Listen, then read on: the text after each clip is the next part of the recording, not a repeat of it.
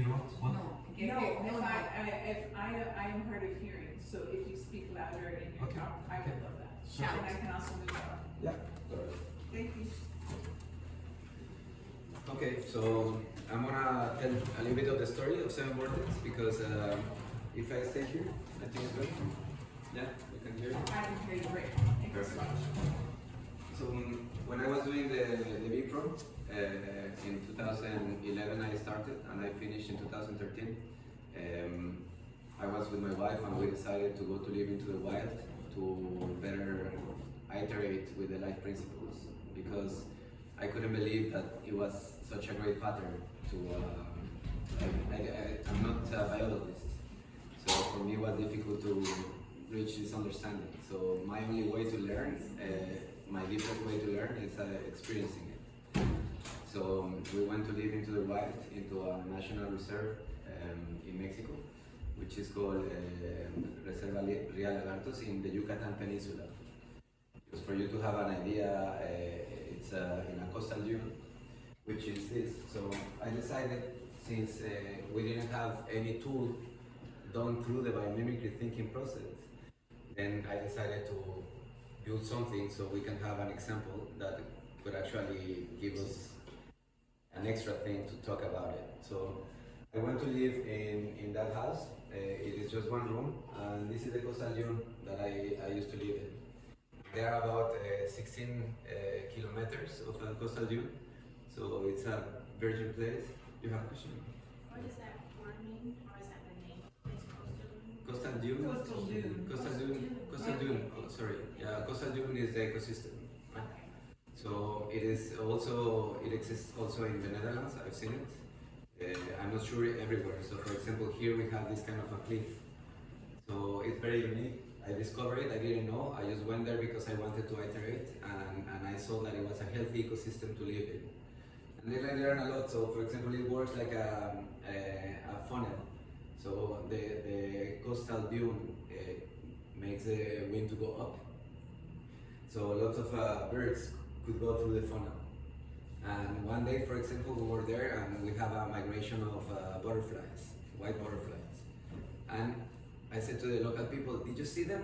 Ah, yes, well, almost every year happens, right? And I was like, come on, and how we don't know about it? And we have no National Geographic, we have no research centers, we have few things, but like my difficult part of bringing biomimicry to Mexico was that we didn't have this infrastructure to actually make sense in scientific terms and infrastructure terms, right? So we lived with a flamingo nation of 50,000 individuals, and our first kid went there when he was 3 months, and then we have 3 babies in a row, so every year. And that was part of the program, I would say. So in my cohort, they consider them biomimicry kids.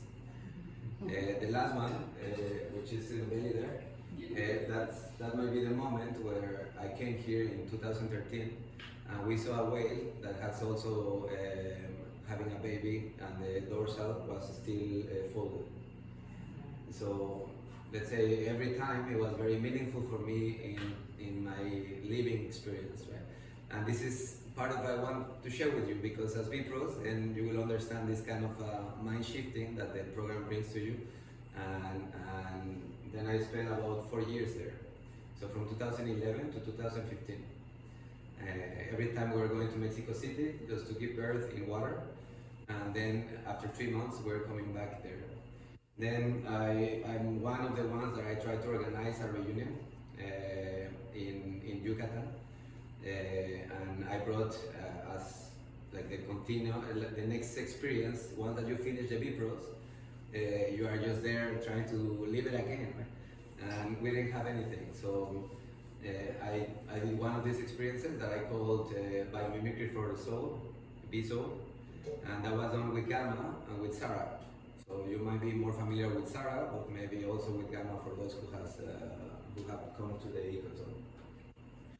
So what I learned there is that the scientific people in the city were asking for the guardian of the flamingos to count the flamingo, because what matters are the numbers. So that's fine, but they were missing all the things that he was looking and experiencing by being there. So where does this knowledge go? And how can we actually gather this knowledge, which is not written in papers, which is not, and how can we empower local perspectives? So that is very unique as a question. So I was just walking, as I walked this morning on the coastal dune for many kilometers every morning. Every time that we could put the babies in siesta, or we had rebosos, which is like a kind of a scarf, and we're just walking with them, and we're kind of designing the tool. And it took us, we didn't have internet there, so it was just as a way to understand why we are kind of polarizing knowledge in this way. If we are one species, then we should be able to understand the traditional ecological knowledge as an asset for everyone, so we can actually make it happen. We can level up. And when I presented here our practicum, it was about evolution. And one of the things on evolution is that the question that like struck my mind is, what is the human niche? What is our human ecological niche? Because so far we're just extracting, but when I see all the species there, I see all of them just adding value back. So what is our human ecological niche? And that was my last question from the program, and then I was leaving there. And I said, we need to build something that is able to gather local perspectives and local and global solutions and connect them all. So how can we do that, right? So in the beginning, I started with a blog. So in that time, it was kind of the thing that we had. And I say, if I want to live in this community, so if I want to invest myself in the community, then I should give them an asset, a knowledge asset for them to actually tap into their knowledge. Because as time goes by, they keep losing their knowledge in the way that they cannot be educated. So we realized that in the school, they were teaching them about life cycles of apples, and they have coconuts. So it's all completely non-related to the local knowledge. So we spoke with the professors, we put biomimicry into the local program, we train the guardians of like turtles, flamingos, the coastal dune, and they are all kind of into biomimicry, and we connected the community, and we put together this blog that is still there, and it's Biomimicry, and this is what for us was our biomimicry studio, right? So that was back in 2011, and what I saw, what you can see there, is the result of many years of working. So every time that I was going outside of the city, I was just putting the information inside, and then coming back, and then going out, coming back. It's very tough work if you think about it, but I was committed to add value to the community that I was living in. And by taking pictures, it's like a nature's journal. Right? But what you can see there is that information is not connected.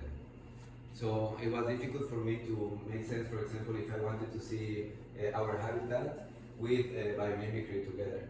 So when I learned about ecosystems, I saw that everything is connected. So how we can actually express that, and how I can do it through the biomimicry thinking process. So something that I learned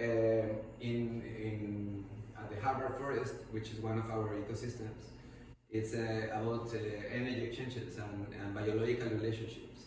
So this is something that I pull out from ChatGPT, but at the time they not put us. We're doing system thinking, and she was explaining all this, and they were using names of the same thing for different stuff. So, like for example, you have plus and minus, and they were calling it predation or parasitism. And then you have also, I think, herbivores or herbivory or something like this. So lots of terminology talking about the same thing, and my background in electricity told me that we needed to do something around understanding the energy exchanges. So what is this all about? So for me, life is about interdependencies, life is about exchanges, Life is about relationships, and life is about interactions. So there is no life if there is no interaction. We cannot live on our own. But in this chart, it is missing. They're putting us a slash. Is that, yeah, and we're just missing the whole point of this. And this is the mentality that we have. So we cannot make sense out of this if it is just like this, right? And this is already together. But when you study biology, you need to learn it in silos as just one big topic, and the whole book is just talking about the same thing, but you can never summarize it. So I went also to study. So my business case was about neural networks, and at that time we didn't have AI. So neural networks was kind of just in the books, and it was very tough to actually understand it, right? Because I was just reading equations, and I saw that it was kind of what we call now a graph. So you have some nodes, like a mind map, where you put information, then it does something, and then it gives you something, which is what we call now AI, right? And it's more complicated than that, of course, but this is what it happens in neural networks. But I almost failed because I couldn't present the case, and they didn't believe me that there was no information. And of course now it seems very logical that we were going to that part. I also studied mycelium as a way to understand that everything is connected. And then I went to the ecosystem. So I was living the ecosystem because of the life principles, and I wanted to see if this happens. So for me, we needed at that time, and I think it's still valid now, a narrative conducive to life. Because most of the things that working in sustainability, I was just trying to make sense out of what I was looking there, and I couldn't find something else than a spreadsheet. I studied system dynamics, so I know how to simulate systems, but that was too complicated, far too complicated for like any people. So if I go with indigenous people, they think, and we all think in mind maps. This is how we project our ideas. So I understood that the mind mapping tool, it was an ancient previous technology from the written part, right? So that means that our subconsciousness gets it easier than we think. So it's just a matter of seeing over time the technologies, and this is why graph it makes so much sense. But the point here is that how to develop something that is actually done through the biomimicry thinking process. And that was the tough part, because the rest, I mean, you can see different technologies, but to do something that hasn't been done before, that nobody wanted to do it. I mean, we have so many examples, but they haven't been done through the biomimicry thinking process. So for me, it was important just to make it real, just for the sake of my mind, actually. So we have the essential elements that are all embedded there, the life principles, and of course the biomimicry thinking process, which is not completely linear, right? So you can go from one way to another. So I'm not gonna expand on this because otherwise it's gonna take us like a whole day. But if you are interested, you can come to me and I can just talk about each of them. But I invested myself into biomimicry and my family and everything around nature. So this is how it looks like, the deep biological pattern.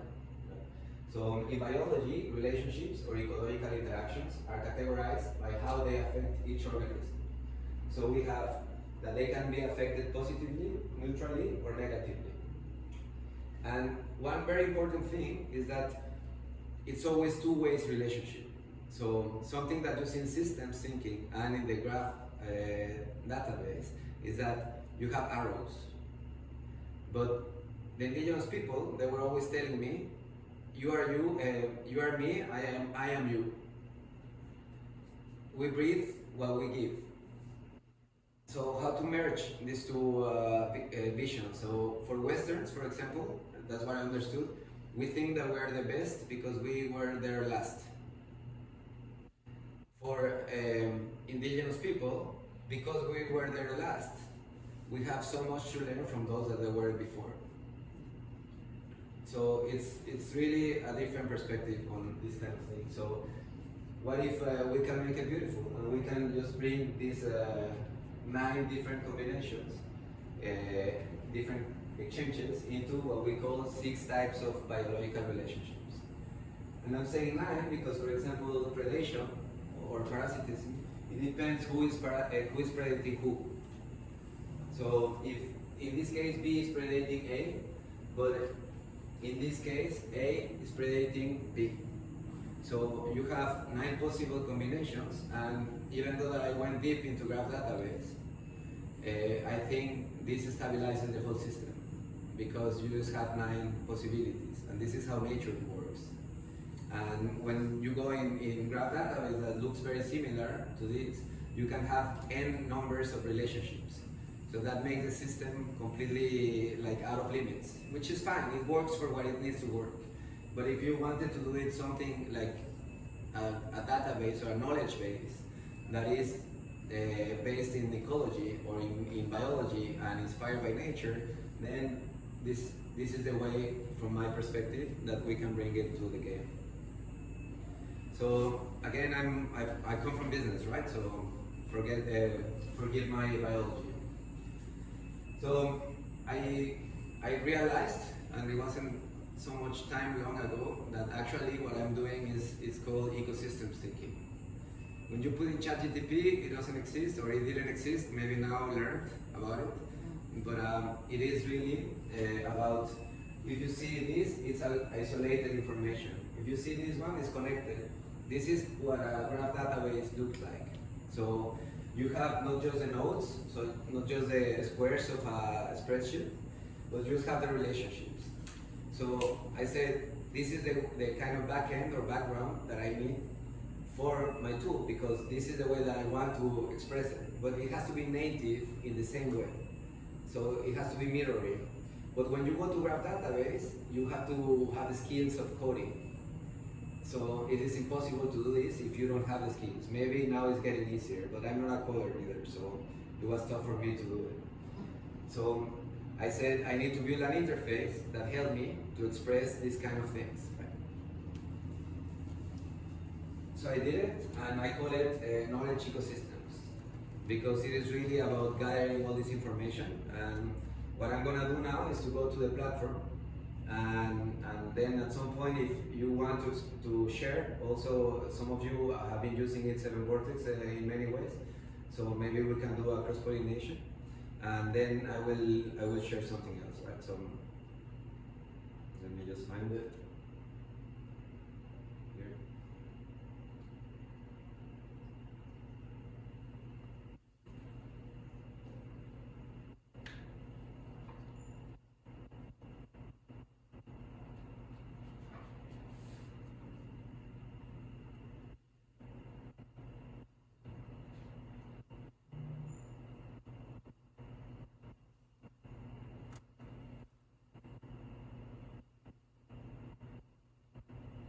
So how many of you have been in 7VORTEX? No? Yeah? Okay. So this is how it looks like.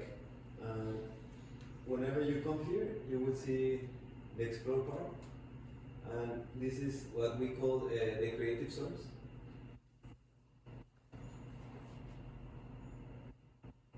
I'm going to just reload it. So when you come, you will see kind of a feed, and in this feed you will have, in the beginning, the one that is the last one edited, the last one modified, that's all. But all of these maps have been done by the community of 7VORTEX, which in the beginning was mainly Biomimicry, and then it switched into sustainability professionals, but also has been, for example, the Genesis Institute has been there as well. Theory U has been there. All the layers that we can think, if you are familiar with John Fullerton and the Capital Institute, they are there. So many, Kate Raworth from the Donut Economics, it's also there. So I've been working, I realized that I needed to target leverage points in the regeneration movement, so they can have a tool that helps them to have a better impact. And this is what I did. So you can come here and you can see all kinds of things, and it is just an inspiration source. So you will see different ways of building the information. And for example, if you have your user, which if you have used it, you already have it, it's for free. Then you have this discover part, and this is something that could be interesting for all of us. And you have different collections. In this collection, we have a biomimicry one. So in this one, we have, for example, Timmy. We have the speeches of Janine, but we also have some of the Dana's speeches, but we also have Tango Life from Mary Shekerick, Michael Polling, like different kinds of talks, the taxonomy. If you know Sarah, then you know that she's working with indigenous knowledge as well. So it's all there, and this is the kind of thing that I was envisioning in the beginning to build because of the eyesights and the genius of place. Then how to put an image behind and then build an infographic on the top. So I don't know if you have questions around this. So far, this is you can visit this. Biograph is also interesting, and we have, for example, Leo Wilson, Jane Goodall, all these kind of things that I felt that I should share it because it takes so much for each of us to learn about this that it shouldn't take that long to anyone. Right? Like we should just learn faster. So my way of thinking is about accelerating cultural evolution, and I think we need to create abundance. And this is one way to create abundance for the human species, but also for locals and for people interested in having positive impact. Right? So I don't know if someone has a question so far. Is it clear?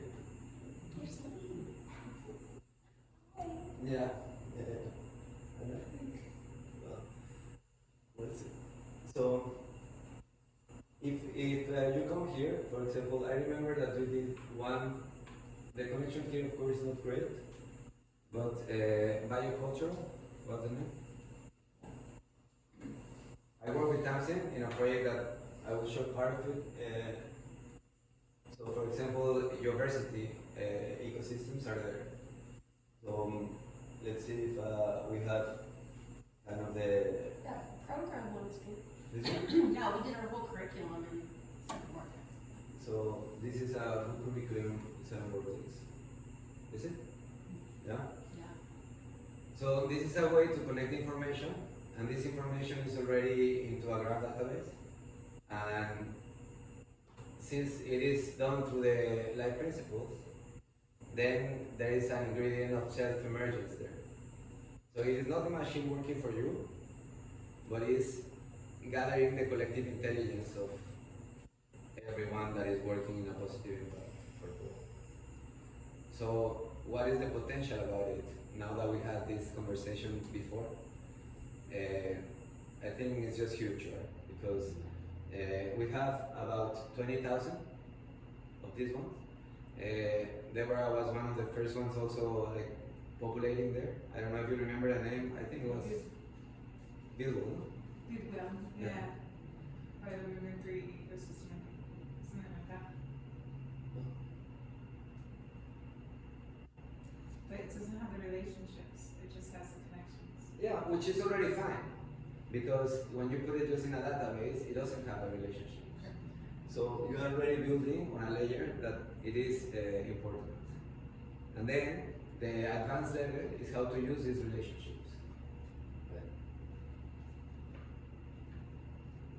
I have to go one letter at a time because of the connection. It's there, I remember. Yeah.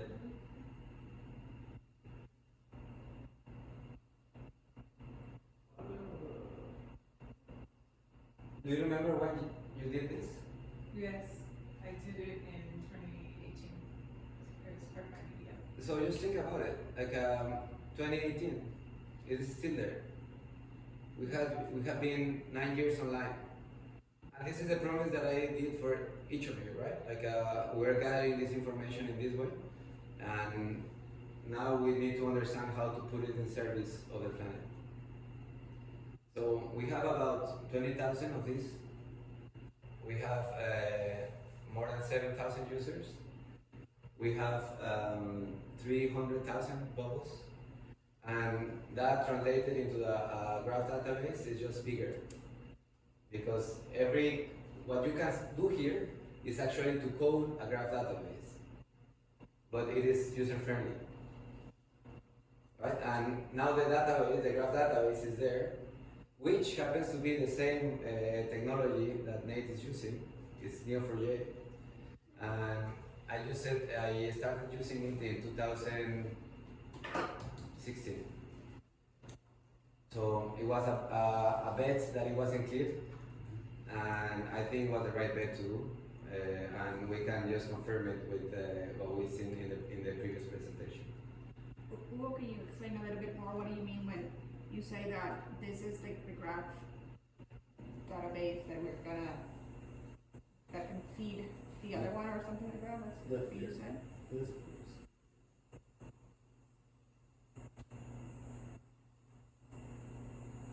So the developers that they did 7VORTEX, they are experts in Neo4j. So their way of coding was in a graph database. So I went to London, I showed them my drawings, and I asked them to do this kind of thing. So they mirror coded and a whole team behind. So the graph database is, we'll see it here. It looks like this. Right? This is the way that you code a graph database. But when you see it like this, it is not what I meant. It is just the structure of a graph database. And it is important, a graph database, because you have the nodes and the connections. And this is how nature works, through relationships. But they don't care about nature, and they just are coding schema. So if you want to make it, like if you add biomimicry on the top of it, this is how it looks like with the deep biological pattern. Was that clear? Not really? Judy, like, how do you get it downloaded into a spreadsheet? Oh, no. I was just wondering like how to, like, so for example, if I took what I had in 7VORTEX, I can feed it to Nate. If we have someone that is able to get into the Neo4j, we can connect it to that. Yeah, we could wire that up to next if you have something over to the Asian ecology or. And this is where I was seeing the opportunity. This is of course also the assets of 7VORTEX, not just the interface, because the interface is getting old, but the graph database that is behind, which is called now a large language model. And the beauty of it is that since we have all done it from our minds, then it's self-emergent. So we don't know what is there. And these are the kind of models that he's working every time that you bring your knowledge into an agent. You are giving this structure, and the same here, but you will just draw it. So is it the potential of a co-occurrence? Well, that's one of its potentials, right? You could feed the whole database in and create an ecosystem of. Yeah, it's already an ecosystem. You can see it as a mycelium already, so it's already there. Yeah, What but to do it's with still, that? There's still multiple ecosystems, you know. When you see it on the top, Yeah. it has, like when you see a forest, you see different trees. Yeah. And every map will be one of the trees or one of the plants that you see on the top. Yeah, But behind, you have a graph database, and that will be the mycelium. yeah. So whether you want to plant or to what ecosystem would you like to let emerge in that mycelium? So right now they're not connected, but there's a possibility of connecting everything that you have in 7VORTEX. Yes, this is, so when I did it, I thought about having something AI native. So not just with him, but whoever I want, that would be the potential. Ugo, they're already, everything in 7VORTEX is already connected. Yes. Yeah. Yeah. How? Like why? Or, like, Through the database. Yeah, but it's like, but we can't see the connections. you can. You can if you know how to. There's no UI to see the connections, but the connections all exist. Yeah. Because I don't know how to code Neo4j. Okay. That's the only limit that I have. But if Nate knows, do you know how to? So he will be able, for example, to read it, to connect it, and this is what it's meant to. And is Neo4j like an open source code? They have both, yeah. I chose it because they have both. So you have the paying schema, but when I started, the license was in about $500,000 because it was used just for like big enterprises. Now it's pretty normal, right? But this is the thing that before no one could use it, so building the asset over on the top of Neo4j was almost impossible, and has been 9 years there. Yeah, I have two questions. The first, for you, Ben, when you used the 7VORTEX for your curriculum, did you use it to create the curriculum, or was the curriculum already there, and did you use it to map everything? A little bit, but we created it in, oh, sorry. Yeah, you created it in your. In 7VORTEX. Yeah, you go and you create your curriculum. You do one bubble by bubble by hand. Yeah. And this is what is beautiful because, for example, imagine if you can ask to, if you're a Microsoft, right?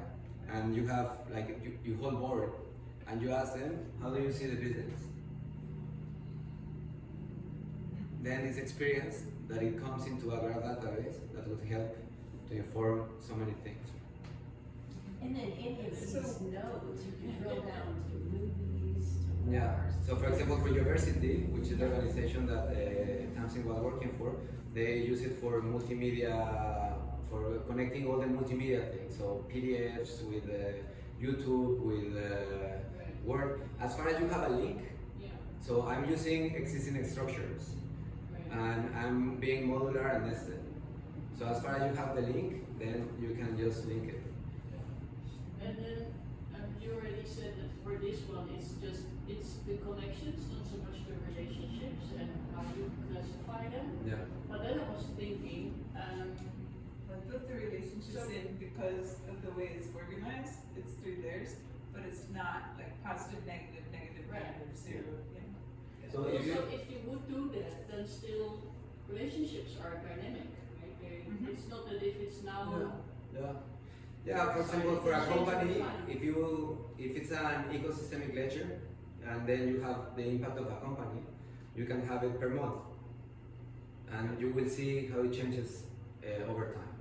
This is kind of the future of 7VORTEX, but it is not there yet. Right now, it's just a picture, and it's just one moment that you decided. So, how it works for everyone, just drag and drop a line outside of the bubble, and then you have it. For example, for me, one of the big things, it was humanity, and then you can put a link there, you can put a stamp, a timestamp, we can put a color, you can put an image or embed a YouTube video, an abstract, and a tag. Then you close it, then you go to the next one, and this is the earth. And then you go into the relationship, just addressing this part. And in the relationship, what you can see is you have these three different possibilities. So if right now we are extracting and the earth is losing. So we're having a predatory relationship with the planet as humanity. So you were saying about society, and I think it's valid, but how to express it? This will be one way. So what we want in regeneration, it is to make it positive. This is a cultural shift that sometimes takes you like a long time to explain. But what if we use this in communities so local people can understand? I use it for the watershed, the government in the Netherlands, as a way to understand complexity around a big problem that they have in water management. So I don't know about water management, but I do know how to connect it. So it was a conversation around a multidisciplinary conversation. So I sell the service on the top of 7VORTEX as a curating for them. And as we did it in the hackathon, you remember? And then you just show them all together how it's built, and they get it. And they say, oh, so the problem is in this competitive relationship. How do we know that it was competitive? Because they told me. There is not a magic button saying this. So we agree that positive is what we want. We agree that predatory relationship is what we have. So it is not about like substituting humanity, but it's really about enhancing your way of thinking. So let's say it's a tool for the mind. That is, in terms of technology, native in AI because of the graph database. I don't know if someone wants to share something else or more questions. Or fine. You want to know more from? Are you, I always found it really interesting how you work with indigenous communities of it. You know, because you don't have to write everything, you can just. So when you go with indigenous people and you ask them to tell the story, they say it orally, but they also project ideas. When we went with the Maoris, for example, there is one Maori that did one of the vortex, which is private. So I can share it, but it has the shape of a diamond. And it is easier for them to draw a mind map, to create a mind map, than to write a scientific paper. Because in the moment that you ask it to write a scientific paper, you are colonizing their minds. This is not the way that they think. So I'm up for science, but this is not the way that we think in the South, right? So we're catching up, we're getting there, but there is an untapped potential in the other side if we know how to gather it. If we keep pushing the limits, so we want to colonize the knowledge, then we can keep going the way that we do. It's so admirable that you know, that you came up with this, but you stuck with it. Like you stuck with the principles, you stuck with, like a lot of times you had to say no to a lot of things that came along because you were like, no, the vision. So cool. Thank you. Yeah, I think that's the hardest part because it is really about being aligned with life principles, and I don't think it's easy. I think that's the hardest, not just in technology but business-wise. Yeah, right. So yes, of course, it is more about being in service of the planet and being able to see my kids to the eyes and to say I'm doing what I can, what is best for you to have a better world, for me to have a better world, for my parents to have a better world. So I think what I realized is that most of the engineers at that time, they were very far from nature. So I got this vision when I was in nature, and then I said, like, this is what I need to do. And I tried to quit it, just to be honest, because I don't like computers in general. But I went with the indigenous people in the Amazon, that you've been there just a few weeks ago, some of you, and they dreamed about it, and they told me that this is the thing that I needed to do. So I went to the Sierra Nevada with other indigenous people, and they did an official ceremony, and they say that they put us into the lie detector, but it's their own thing with bubbles, you know, with water, and they say that our intention was right. And this is my artistic side, because I think intention matters when you do something. Yeah. This is why we cannot go farther with Facebook or with Google, or you know, like they're lacking this intention of creating a greater good. And also talk about how, I mean, you said like you didn't have computing ability in the beginning, and so you did it all in art. Like you did it all by hand on paper. Yeah, so I was telling Jane that I'm Tarzan because when I went out from not having internet, I went to Europe, and I kind of been rejected. For example, in the Netherlands, Neo4j Netherlands, they didn't want to work with me. And then I went to UK, to London, to the Imperial College, And in Imperial College, they knew about this Neo4j consultancy, and they were like in the street in the Tech Street in London. And I went there and I said, please just close your computer, because my presentation is not in computer. And they were so surprised, and I just had a series of like 12 watercolor aquarellas. So I presented one step at a time, and they were so mind blown, and they knew that for them I'm coming from the jungle. I was coming from the jungle, so this is how they called me there, Tarzan, because they didn't know how I got there, but they could do everything that I wanted. That they felt appeal. So I extracted the biology from the ecosystems. I translated into engineering, and I presented as an artist. You're amazing. You know, you've given us an example of how you create and represent visually these ecosystems, but can you also give us more examples of how it's being used and applied in projects or moving forward or decision making?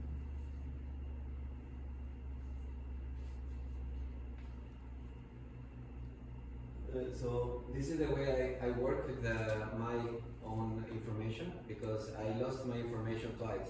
I was working already in Biomimicry and I put it in a platform, and then it was acquired by Facebook, or it was acquired by another one. And they gave me back my zip file, and I didn't know what to do with it, right? I just had it there, it's just like the WordPress thing, but WordPress has been there. So, for example, in the, let's say one of the projects that it is there is the 7VORTEX, right? So I did with Gamma a show that is about 20 different biomimics, and I put it here. I'm gonna put it in the preview mode, so kind of a presentation mode. So first we did a profiling system that was called the Biomimicry Hive, and it was about asking questions. So what's your cohort? What network you belong to? And so profiling you in a way that could be interconnected. So these connections, and I've always received help from Bipros. I have to say that as well. So Tamsin helped me, Debbie helped me, and before Juan Robalo and Erin and everyone, right? Like every time that I was going to a Bipro, they were there just to give me a hand. So I decided to do a show for all of them, and we have 3 formats. So the 1 minute, the 7 minutes, and the full and the profile. So if you see here, this is Alessandro. Maybe some of you know it. This is Alessandro, and then the other one was me. But then you have the 1 minute, the 7 minutes, and the profile. And the profile is connected to their answers. And the bubbles, they have a degree of centrality.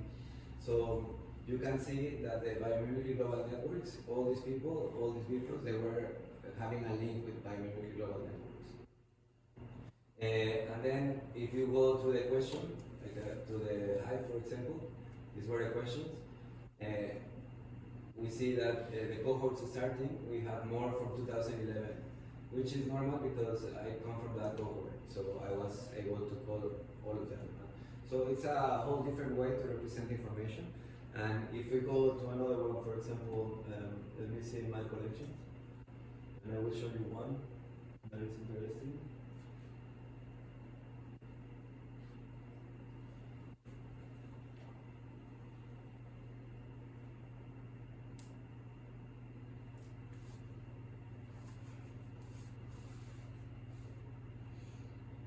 I think it's this one. Let's see.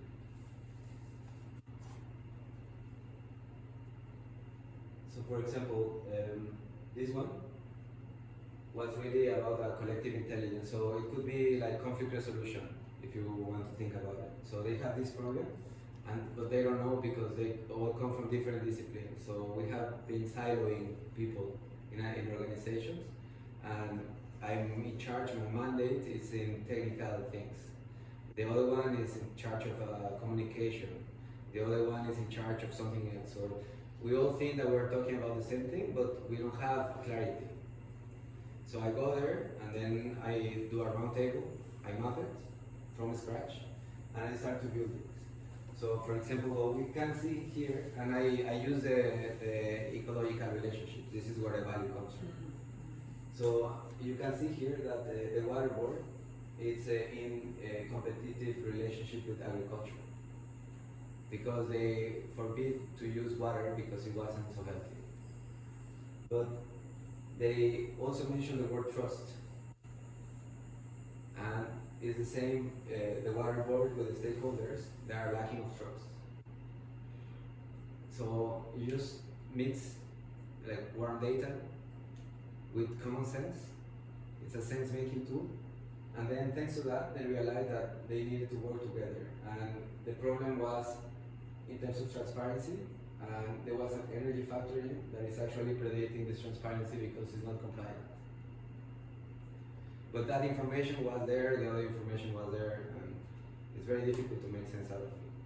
If you can model this as a graph database, then you have a pattern to solve all the problems. And this is what we have in 7VORTEX as on the top of the graph database, but it's all manual. So is this one example? But it's okay. Okay. So then we said we mentioned the idea of maps, and I did a project with TAMS that it was about creating a digital twin and working in a bioregion. But I'm going to present the part that it goes with the art piece that I did, which is Metabolic Earth. If you want to see the other one, I'm happy to show you, but just for the sake of the time, I'm going to present you this one.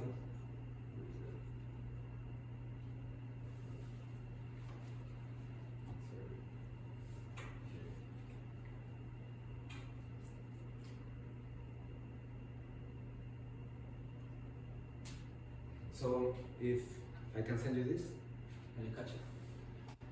I realized that as a planet, and thinking as a species, we have a tropical core. But it's very difficult for us because we learned that the equator is the global south.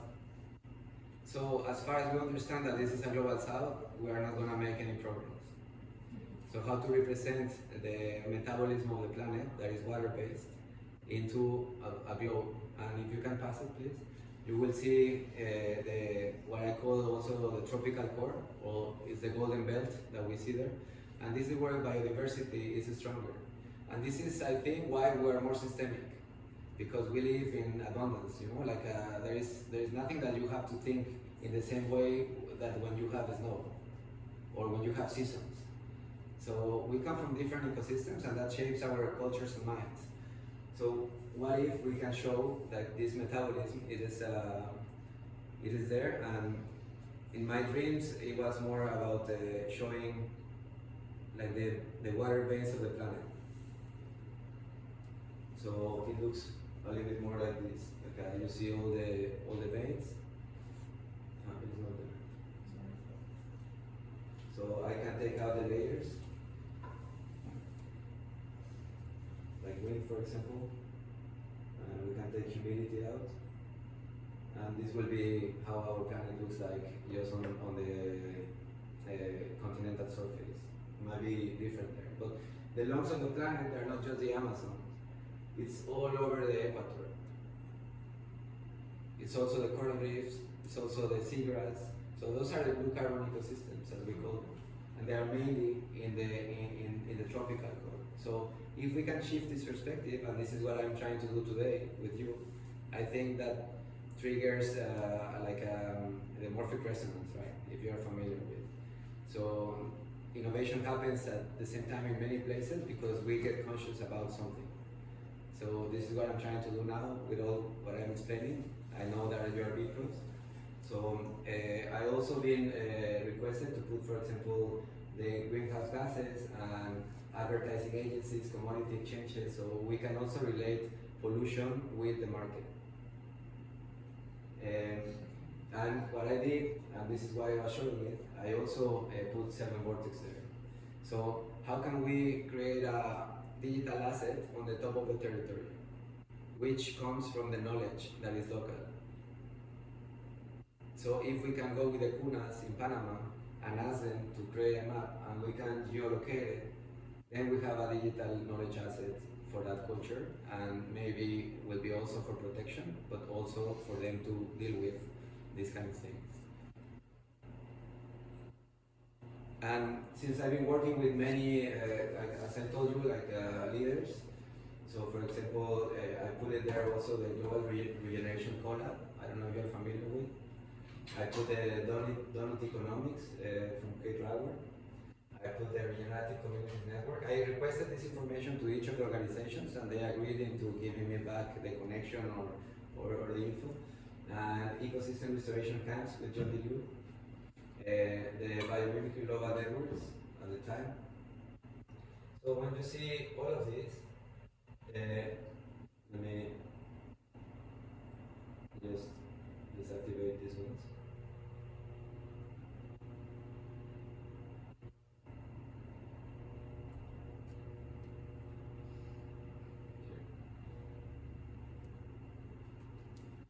So one of my feelings as a biomimic is that I was always alone, like trying to change the world, and I felt myself isolated. But when I was working with these leaders, I saw that they were all having networks, but they are not working with each other to enhance their networks. They are all building their own movements, and that's fine. I think it's quite a hard work, so it's not a criticize, but I wanted to overlap them all together in order to show that the humanity is working into regenerating the planet. So I use this very often in education to show them that we are doing something. And we might be the outcasts in every single part, but we are everywhere. And as I understood, the ecosystem works through critical connections, which is different from just critical mass as we think on democracy.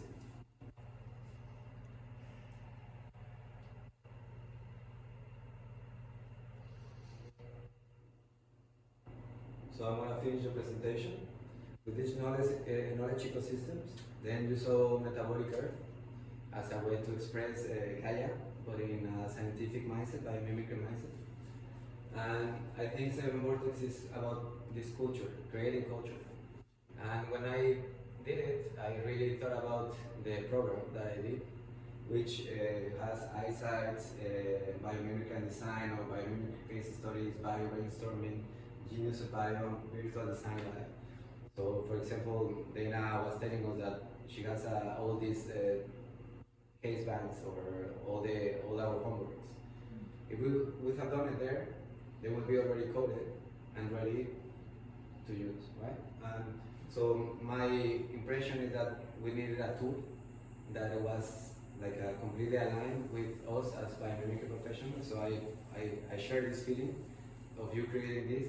I'm super happy that we can talk the same kind of technology, we can talk the same thing. I think it's a better moment to not to be alone than before. And so we use the knowledge ecosystem to create a holistic picture, a systemic perspective, a network map, a logic framework, supply chain, for example. They asked me to map a supply chain, and we have all the stakeholders there, but usually the supply chain is just mapped linearly. But when you ask the people, they know who's there and who is how and who's connected with whom. So just in a few hours, you have the full supply chain mapped.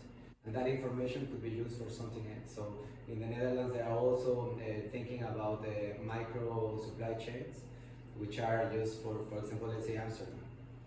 So they were interested in bringing 7VORTEX into the blockchain, so you can actually do transactions with it.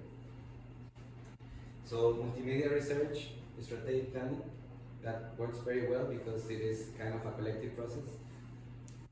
And the main goal is to gain clarity. And this is something that you can build on the top as a service. And it is about regeneration, sustainability, innovation, restoration, resilience, and biomimicry. And let's say that it's a way to create collective action because it's used by people that are already doing something. So co-create solutions with diverse stakeholders, restores agency to those closest to the issues, focuses on systemic impact over short-term fixes, and develops shared narratives to unify action. So it's really what if we think about it as business ledger. Right now we have blockchain, but what if we put these kind of impacts into a business? So we know how, if they are predating water or having the wrong relationship with the soil, or the positive one, because we can also create incentives around it. So it is really about intervening the system, the economic system, as a way to be whole. And these are some of the tools that I created, like over time. Also, in Costa Rica, for example, we did this suite, maybe, or like set of tools, where you can see the profile, you can see the graph, you can see where they are, and you can also follow their impact in this dashboard. So the dashboard will be, this dashboard will be, for example, for a bioregion, where we need to understand in this bioregion what is the health of the water, the air, the quality, right, the soil, how they are using energy. Ecosystems are functional, healthy or not. And then also the culture, which is where this idea of bioculture plays a role. Because then, are we being educated towards life or not? This will be like the question there. And you can see past, present, and future, or you can see time 1, time 2, and time 3. This system I developed before getting into biomimicry in 2009. And now, it is what they're asking me also in the project. So I start by mapping the collective understanding, and then we move into how to evaluate, how to see the dashboard of the evaluation. And something that I did as well is the transformation gradient. So I understand that for like the generative business, it's very difficult to move to jump steps, because it's almost like a quantum leap. So from the generative, they can go to be sustainable. From sustainable, they can go to be resilient. From resilient, they can be regenerative. And regenerative is just the beginning, because we really want over time to become abundant. So it's definitely our goal to regenerate the earth. And well, now you know about metabolic earth. And as an artist, I think it is the time to build this bioluminescent movement and awaken the light within us. So it's really about cultural evolution, and this is why I've chosen Biomimicry, because it's a bioluminescent bacteria. Thank you very much.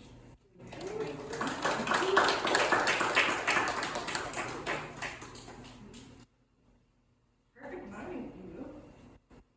Thank you. Thank you. So, the mapping, that's another thing you created besides 7VORTEX? The No. Earth? That is metabolic.earth. Uh-huh. That's the address. But it's connected to 7VORTEX just for geolocating. So it's the same, that we can connect it there, and then it can serve us all. Right? And this is one of the things that I'm just trying to understand, because I'm as broken as he said. The business model is to if you want private memberships, then you pay a membership, and you are invited to support with a membership. But we need to understand how to create abundance for everyone. So if you have a map, you should get back something, you know, if that's the business model that I want to create. But of course, since we are all aligned in ethos, it will be really about how to put it in service of the planet. Do you feel like, I feel like there's so much untapped potential in what you create. Yeah. Like there's just so much there. Yeah. Do you think about like how, or what, are there things you're craving to do that you What I know is that I cannot keep going alone. So this is the time for co-creation. And yes, I have investors already there, but I just need to find the right one. I don't want to go, like I integrated development with growth. We all talk about seeing business that they do what we would like them to do. This is what I'm doing, like following life principles. So it's more opportunistic. The opportunity has to be there. I think like there are so many in the forest. Sometimes you need to wait for a while until there's an open space, and then when there is the opportunity, you grow up. So I'm just there, and I appreciate your patience because if it breaks, then I have no skills for fixing it, as in the interface. So I'm really struggling with keeping it alive all the time. But the potential is there, and the good news is that now we have this graph database that is full of information. So imagine the self-emergence that is there.